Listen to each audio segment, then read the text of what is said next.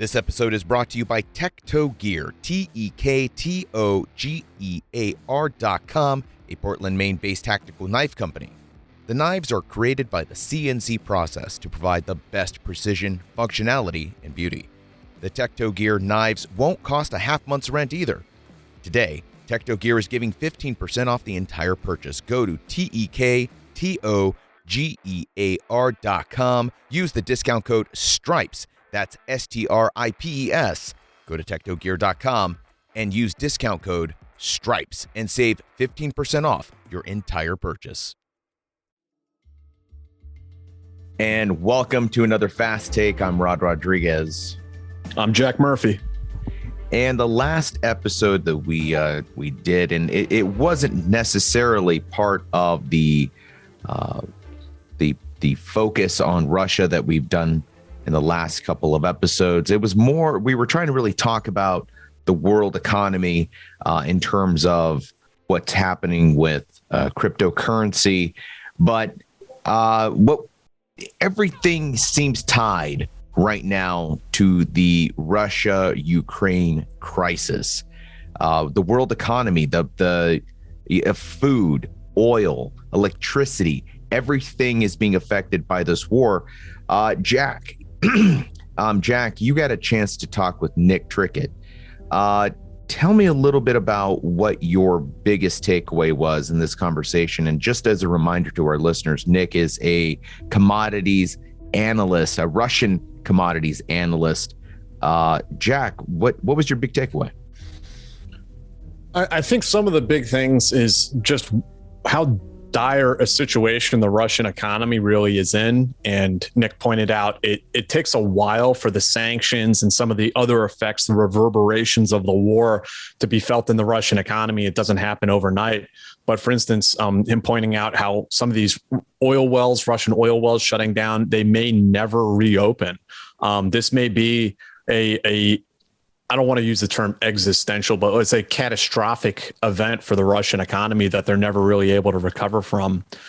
That we also talked about, I mean, there are these like kind of silly ideas that I think amateur pundits bat around. And, you know, one of them being that we're pushing Russia towards China and that China and Russia are going to like interlink with one another and form this sort of like isolated Eurasian economy that no longer needs the Western world. And Nick really pointed out, I think, like how silly that is. It's just not realistic. It'll never happen. But that kind of feeds into the popularized Hollywood thinking or the Hollywood mentality that I think a lot of folks have when it comes to the interplay between countries. There's this idea that Russia and China could team up together and launch its own war on the West as a unified front, Putin riding Chinese built tanks. And it just, the notion is silly, I think, to anybody in the know. But I'm not so certain that it's common knowledge that that type of thing isn't not only is it unfeasible, but it's really extremely unrealistic to the point of absurd. Yeah, I mean, it comes from people who sort of, I think, just see Russia and China as these foreign entities that without really knowing a lot about them. The only thing that really unites them in any sense of that term is anti-Americanism. Otherwise, their agendas are just divergent. They're two large countries with separate agendas, right? There's nothing that's not nefarious or weird or anything. It's just they prioritize different things and they're pursuing what they see as their national best interests. We get into like theoreticals, like if World War III happened and every country starts choosing sides and making alliances, could we end up in a conflict where we're fighting Russia and China at the same time? Maybe. I mean, maybe. I don't know. But I mean, we've seen how well Russia has performed in Ukraine. I'm not sure what that's really going to mean, you know, in a global conflict. But even that has come into question. I've heard some, I not necessarily apologists for the Russian military, but certainly some maybe excursionists who are, you know, will bring up 1,000 different reasons that the Russians fought the way that they fought and lost the way that they lost certain engagements and you know, what there's a lot of folks that are still trying to argue that what we have seen is some type of psychological warfare. That no. See, Russia's lulling you into believing that's how they fight. But if you really get into a fight with them, they are going to, open these warehouses and high tech equipment, and robots are going to come out. They're going to come out there on Iron Man and whatnot. There's still people who believe that Russia is this formidable thing that it was through our lens, maybe about a year ago. Yeah, there's a lot of coping going on, right? And some of it comes from divergent corners, right? Sometimes that's like there are people who have some sort of ideological affinity for Russia. And again, it can be very odd. Sometimes those are people on the far left who see Russia as a counter to quote unquote American imperialism. Sometimes those are people on the far right who see Russia as this defender of white Christianity. It's a little weird, right? And then on the other hand, you also have professionals who should know better, but they have invested their entire careers in Russia as this strong military global power. And what we're seeing, it doesn't appear that they are that. It doesn't appear that they are the thing that a lot of people, including myself, thought they were previously. So, I mean, we all have to kind of reassess a lot of our, not just assumptions, but a lot of the things that, we thought were facts. I want to go back and talk about this oil well situation that you mentioned earlier, and Nick also talked about in last week's episode. And this is a detail that I didn't know about. And it was about these oil wells that once they get shut, once they stop pumping out oil, that once they shut down, they can't be reopened. Yeah, because they start getting degraded. And you're losing money by shutting down the wells and not running them and keeping them going. It's just a question of getting ahead where it becomes profitable to reopen them, and going through the expenses that you'll incur in doing that. So yeah, I think Nick's point was that this is sort of like a one-way trip for the Russians, that they're not too big to fail, right? But in that respect, it doesn't seem to me, it doesn't seem to make sense as somebody sitting on the sidelines who's not in charge of the possibly, the fourth world's largest economy, or fifth. I'm not really sure where they sit, the Russians. But it just doesn't seem like a smart economic decision to shut down oil, shut down processing, shut down the pumping, watching all of my assets dry up, having to re-tap the earth. And that is no easy task.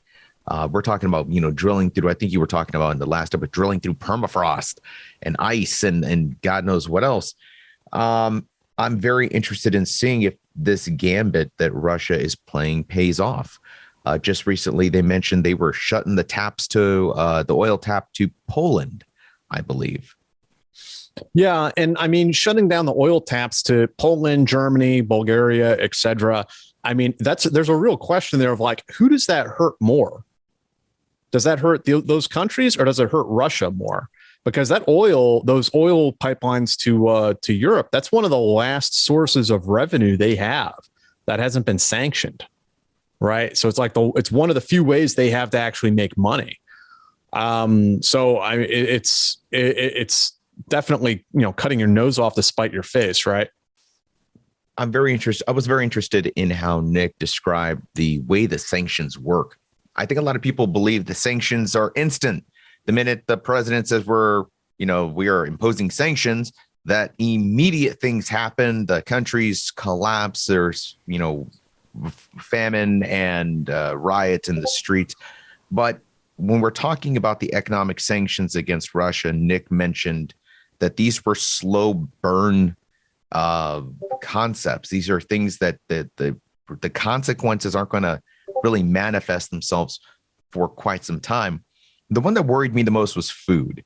And that is something I've listened to a couple of different podcasts, and they've mentioned the ramifications that we are going to feel almost immediately from Ukrainian grain shortages, Russian fertilizer, of all things, fertilizer prices are going to rise.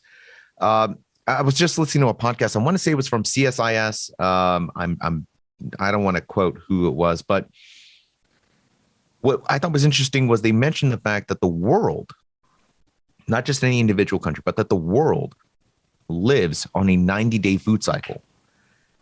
And that at any time we disrupt this 90-day food cycle, that countries that are already on the verge of famine can be tipped over. And this causes this insane domino effect of famine. And before you know it, millions of people are dead. And it could be tipped off by the rise in fertilizer prices in Russia, just like we're seeing. So there are a lot of experts who are worried about worldwide food shortages. We may not feel that here in the U.S., but we're already feeling the pinch of inflation, the pinch of grocery price. I'll tell you right now, I go to the grocery store here in Florida, and we've seen over the last year prices increase 30-40%. And that's just from American inflation. That's nothing to do with Russian grain. But what are your thoughts on how this is affecting the worldwide economy, Jack? Yeah, I don't really know anything about the food shortages. I mean, it's an interesting topic, and I'm also not an economist, but I mean, for sure, it's going to reverberate across the entire globe. And I mean, this is a global conflict, right? There's a whole series of moves and counter moves being made globally. I don't think it's going to be like Armageddon or anything, but I mean, I think at the same time, though, I mean, I was writing today about how we're watching international norms shift beneath our feet. We're attempting to rewrite the rule book right now and restructure world order. I think the comments that Secretary of Defense Austin made in Ukraine the other day were very interesting, where he said, we want to degrade the Russian military to the point that they're not able to do this kind of thing again. The Secretary of Defense in the UK also making comments saying, you know, if it's perfectly legitimate for the Ukrainians to hit logistical targets inside Russia itself. One of their secretaries for their armed forces saying, well, if we give the Ukrainians British weapons and they use those weapons to hit targets in Russia, that's got nothing to do with us. I mean, it's not our problem. So you're seeing the rule book change right in front of you. I mean, we can get into it, you know, sometime down the line, but I'll say, yeah, I've had conversations with people in the last week that are shocking. As we wrap up this fast take, I wanted to know how your cryptocurrency portfolio is doing recently in light of recent news and events. You mean my apes? My apes are doing just fine, man.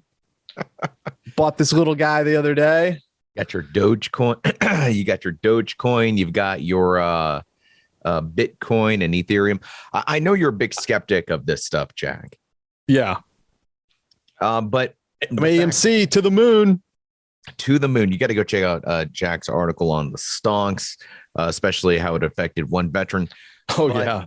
But you know what we're looking at with cryptocurrency is that there are definitely different ways to view this type of investment. And some folks are really trying hard to make this into a currency, a digital currency, no different than your dollar that you would spend, you know, on different types of services and goods.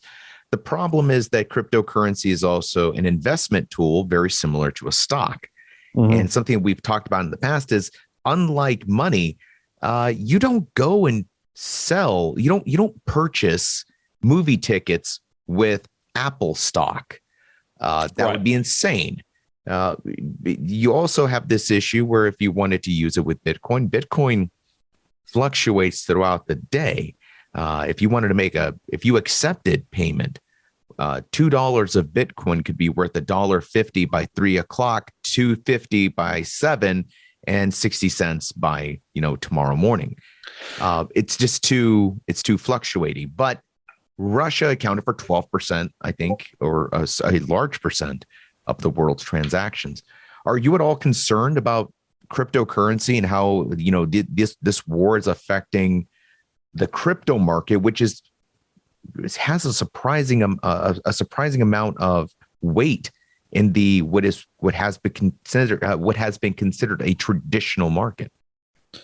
Yeah, I don't really know. I mean, I'm sure that the Russians will try to use cryptocurrencies to get around sanctions and things like that. I would not be surprised to see that at all. I'll say I do think crypto is something that's going to be around for a long time. It's going to stick with us, right? It's going to be, part of our economy. I'm not as skeptical about it as I am with like NFTs, which I think are just a total scam. But I do think that there's a culture around cryptocurrency, a sort of techno optimist sort of culture that just makes me laugh. And I read some of these like there's the one guy, he's interviewed me before. I mean, he's a nice guy, Pompliano. I read his tweets about cryptocurrency, and I feel like I'm listening to like a shaman around the fire talking about this new technology in the blockchain, and it's going to revolutionize and change everything and change our whole world. And I don't think it's going to be that. I do think it's going to be with us, and I think it will change our society and our economy in some ways. But I don't have mystical beliefs about cryptocurrency. I'm sorry. I don't have mystical beliefs about just about everything. But I have to disagree with the idea that it's techno optimism, especially to an extent. I think right now with the way that the cryptocurrency markets have taken the hits that they have, the folks that are still out there rawing around the different coins, I think to an extent that's some techno optimism. In fact, some of them I believe it's some techno. I don't know what's a word for being just blind, techno ignorance, if you will. Like a Luddite or a iconoclast. Wow, we're just breaking out the thesaurus for you folks. But no, I'm with you on that. In that there's definitely some shamanism going around. There's some wishful thinking. I don't think cryptocurrency is. It should be treated like that book, The Secret, where, if you think it will occur, I'm not going to, nobody's putting up vision boards with cryptocurrency. At least they probably shouldn't. There are some people that are just, and not everybody, but there are some people who are just pretty out there, man. And I mean, it sounds like, when you're at like a college party when you're 19 and like there's some dude there and he's like, whoa, man, imagine like if we just had a whole economy based on weed. And like, we just traded weed instead of money and like everyone would just be chill. And I was like, I feel like I'm hearing that kind of stuff again. And I'm like, you guys need to like come back down to earth with some of this stuff, I would be more inclined to jump on your bandwagon there, except that all these financial institutions, major financial institutions, are adopting cryptocurrency as part of their investment strategies or portfolios or long-term holdings. There are millions of dollars worth of Bitcoin being held by companies like Morgan Stanley. Just to name. It's a thing. It's not going away. It's definitely a thing. It's not going away. And its impact that it's having on the global economy. It's very interesting to see how this completely man-made, created, this intangible has accumulated so much value that it's now being traded along the lines of gold and silver, tangibles. I mean, intangibles have always existed. Somebody really could say that a stock in a certain sense is an intangible, but it's based on a tangible company. It's based on a thing. Whereas cryptocurrency is very different. So, but then in the crypto world, you also have, like, correct me if I'm wrong here, but you have people who like invent their own cryptocurrency, like in their mom's garage, and it turns into like a pump and dump kind of scheme, right? There are plenty of pump and dump schemes. That's the funny thing. As much as I think traditional investors may scoff or balk at cryptocurrency, there are some very interesting similarities in the same way that, penny stocks companies will suddenly get, valued for $2 million, $5 billion, and they haven't created one damn thing. We saw this in the techno bubble. All these companies that were creating promises, they were really good at investing. They were really good at raising seed funds and getting angel investors and getting valuations in their company and selling stock for those valuations. But then They didn't make a damn thing. Nothing was created. So how do you have a company based on nothing? I argue that cryptocurrency, I'm a firm believer cryptocurrency has a place in the future economy. I'm just very interested in seeing how it's affecting and it being affected by events like a war in Ukraine, how Russia is affecting this market. And I'm seeing as an investor myself, I see my own portfolio taking hits, and I can actually line those dips along with world events. So what's your view on like cryptocurrency then? Like as far as like if I have some money, I'm going to invest my money and try to diversify across like a 401k, some stocks. And you're saying like crypto should be in there somewhere? I think it will be. I think it should be. I think that just like stocks, there are blue chip, if you will, more stable long-term growth coins like Bitcoin. By the way, folks, this is not financial advice, but I think that there are more stable coins like Bitcoin, Ethereum, Cardano. There's some, and you really have to go out there, do your own research, but there are some very long-term, well-founded coins, but then there are also speculative coins. Just like you would go into the stock market and go find that company who just started out of their mom and dad's garage. You think they're going to do something really cool, give them 5 years, and they're going to take your $5 and turn it to $500 a share and whatnot. There are cryptocurrency coins out there that are trying to fulfill that Apple 1980s dream, where if you jump on right here, this is the ground level where it's to the moon. Where's my Lambo kind of thing. But because it's so new, I advise people to do that research.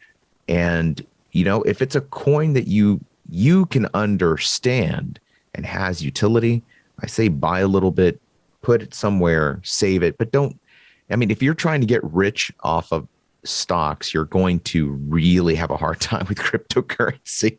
It is a heartbreaker. I'm telling you.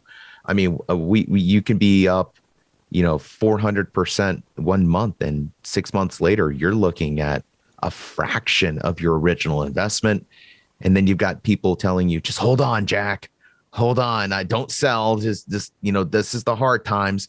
Or worse yet, buy the dip, Jack, buy the dip, double down. And you're like, I have no more money for dips.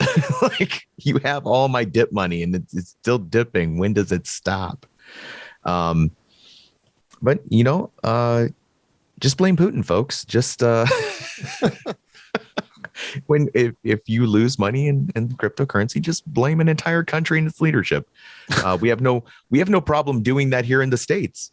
The minute gas prices even fluctuate, whoever's butt is sitting in the presidential seat, it's that guy's fault. Look at that jerk. Thanks for raising my gas price. But it's a proud American tradition of placing blame on a government entity. Folks, that is the Fast Take. I'm Rod Rodriguez. That was Jack Murphy. This was not financial advice, but I think Jack and I both agree on the fact that money does make the world go round, and we can both identify money. I think weed makes the world go round. I think we should just buy and sell weed and invest in weed. And what if we just traded weed? What if we just traded weed and it's funny. I like, full disclosure, like, yes, I have inhaled, but like, I don't actually smoke marijuana. Like it's the irony behind it, but just because it's funny, I'm going to go ahead and I'm going to run with this idea of a weed economy. We should do it. You're not the only one. The cannabis industry is huge. In fact, I went to a cannabis industry conference, and it's not the people you think. I think a lot of folks still have it in their mind that these cannabis industries are being run by like old hippies, and to an extent, some of them are. But I saw more Gucci loafers, 3-piece suits, guys that were living that vegan lifestyle. They were not smoking. They weren't participating in the product, but they were marketing. They were investing. They were out there looking. They were talking about, it's so interesting to see people that look like they step off of Wall Street. GQ. Yeah. GQ magazines, Wall Street. And they're sitting down talking with farmers about, well, what do the soil samples look like? What are the hydrogen levels in the water, in the soil?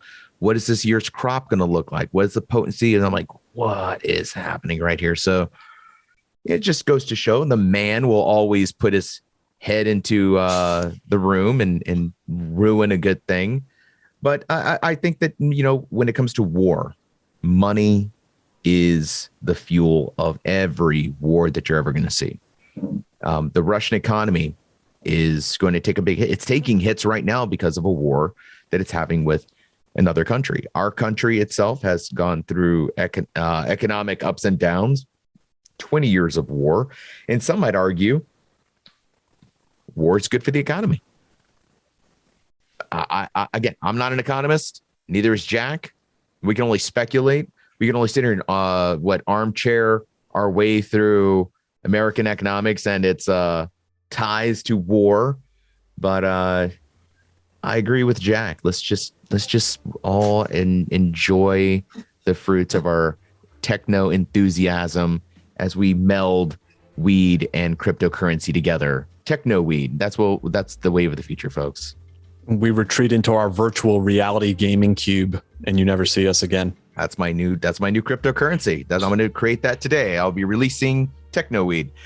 Folks, we've gone off the rails. I'm Rod Rodriguez. That was Jack Murphy. We're going to stop this before we lose our jobs. Make sure you check us out on Facebook, Twitter, mostly Twitter. I think that's where we both reside the most. Go check out Jack's Twitter feed, Jack Murphy RGR. Always entertaining, always interesting. Jack Murphy is an animal on Twitter, but you can also follow us at Stripes MM Pod. That's Stripes. That's the MM is for Military Matters. Stripes MM Pod to find out the latest and greatest in these episodes. If you have any stories, suggestions, tips you want to shoot our way, you can email us at militarymatters@stripes.com. That does it for us, folks. We will catch you at the next episode.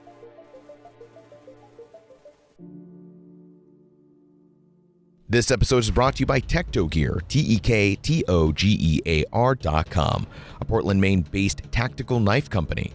The knives are created by the CNC process to provide the best precision, functionality, and beauty. The Tektogear knives won't cost you half a month's rent either. Today, Tektogear is giving 15% off the entire purchase. Go to TEKTOGEAR.com. Use discount code STRIPES. That's STRIPES. Go to Tektogear.com and use discount code STRIPES and save 15% off your entire purchase.